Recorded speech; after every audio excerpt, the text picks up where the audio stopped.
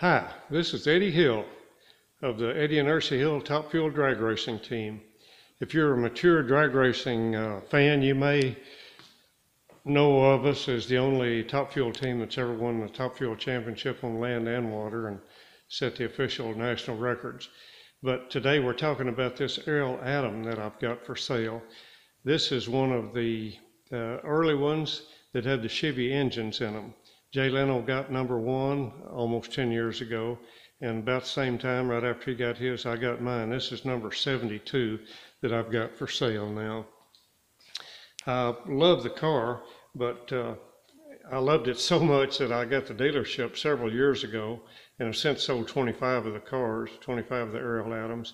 And the only ones we've got to sell now have the Honda engines like these two that I've got here. One of them, the carbon fiber one, the black one, is my current demonstrator, and then the red one is a 2012 model that's got a slightly different Honda engine.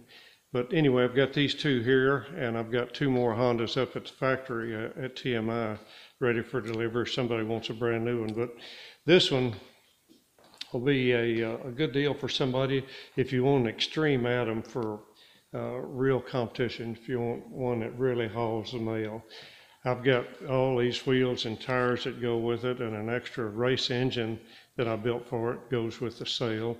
I'm going to include the camera with the sail, and also the HP Tuners tuning and data logging tool.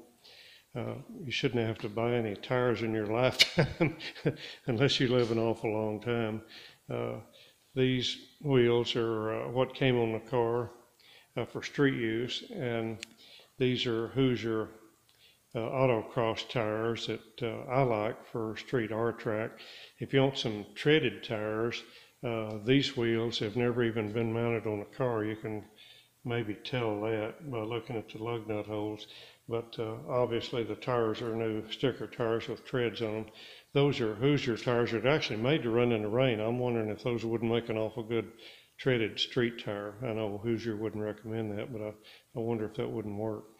These Diamag wheels that go with it are very light, real magnesium one-piece wheels. I think the wheels by themselves were $3,500 just for the set of wheels, not counting the tires back when you could get them. You can't get those anymore.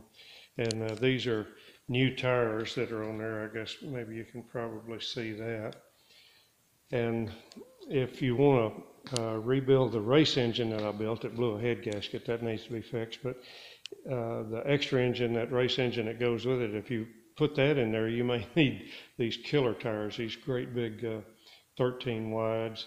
And I've got two rear wheels there with tires on them. These tires that are on the wheels there need to be replaced with these tires here that are sitting beside it. And I've got one wheel here that's never even been used.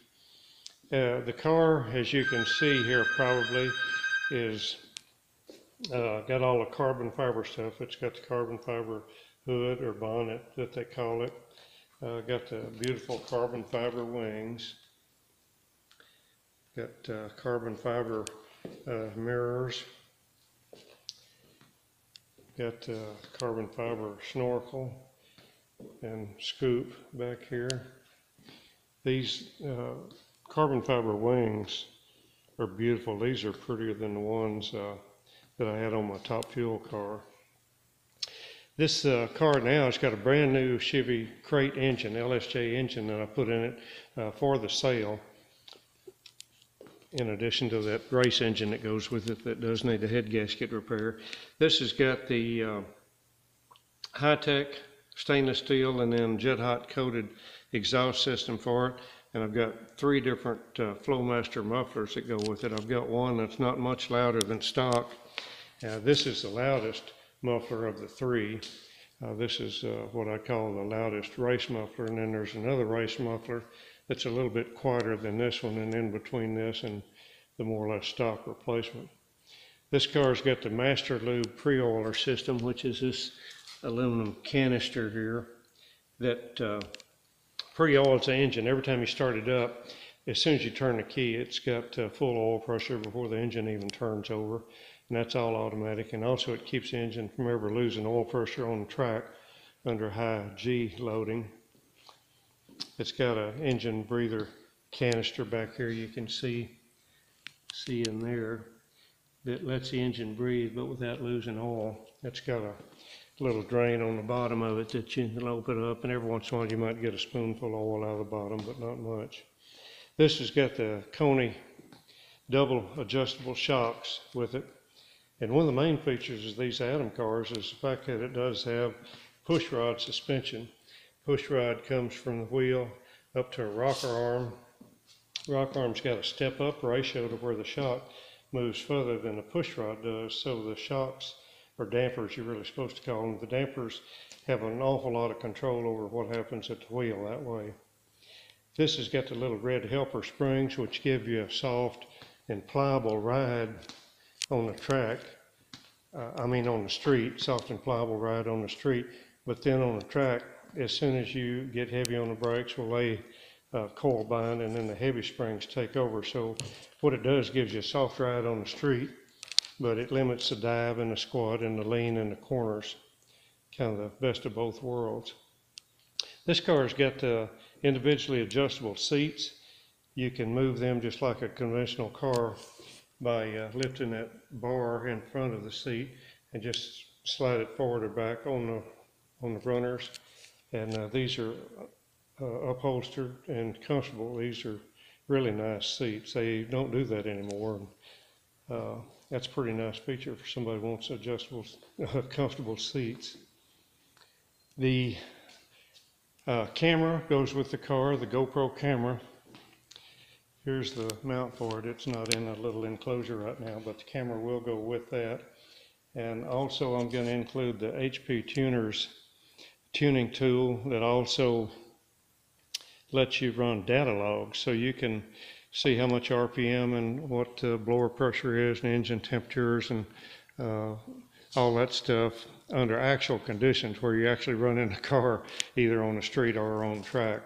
To me, it's a lot more realistic data than if you're just spinning some dyno wheels with the rear wheels and the car's not actually moving through the air. So I really like the data logs that you can get with that HP Tuner setup. The stock intercoolers on these comes as a steel unit up front.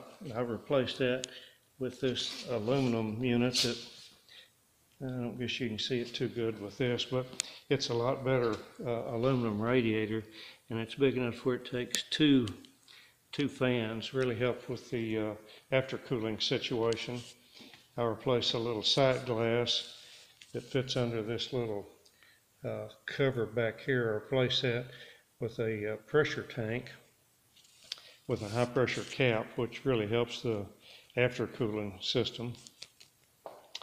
And what else? It's got the brake balance bar in the cockpit, so you can change the brake balance front to rear just by turning this little orange and blue knob there. And of course this one's set up for street use with headlights with high and low beam, got turn signals, stoplights, got a horn, got running lights with it. It's got that little light on the left there is a high intensity rain light that you can turn on or off separately with a switch on the dash, and it really lights up the rear of the car. It really makes it a lot more visible at night. Seeing that oil pressure gauge on that master lube reminds me, I don't know if you can see it here or not, but it's showing about 70 pounds there. So that's the oil pressure that the engine had when you shut off. When you shut off, it's got an electric powered solenoid that captures that pressure. So when you turn the key back on to restart it, it's got that 70 pounds of oil pressure to begin with before the engine even starts to turn over. These tires that I've got on it now are Hoosier Autocross tires. I don't know if you can see, but this one's still got the mold mark in the middle of the tire, so it's not even completely scuffed in yet. And so this rubber is fresh. I actually prefer that on the street as well as the track, but as you can see with that stack of wheels and tires, you've got a lot to choose from there. It does have a removable steering wheel. When I first got the car, it seemed to me to be easier to get in and out of the car by taking the wheel off. I do know that when you get to a Dairy Queen or somewhere, if you take the steering wheel and your helmet in with you, they'll look at you like a rock star. Also, it makes a nice theft deterrent. Take the steering wheel with you. Also, you can kill the electrics on the car with this little red switch over here. You can turn it off and take the key inside with you. And so with the steering wheel gone and that electric turn on switch in your pocket, it'd be pretty hard for somebody to run off with it. Anyway, there's some information about it, and if you want any more information, well, give me a call and be glad to fix you up. We've got this one used and new ones for sale too. Thanks for watching.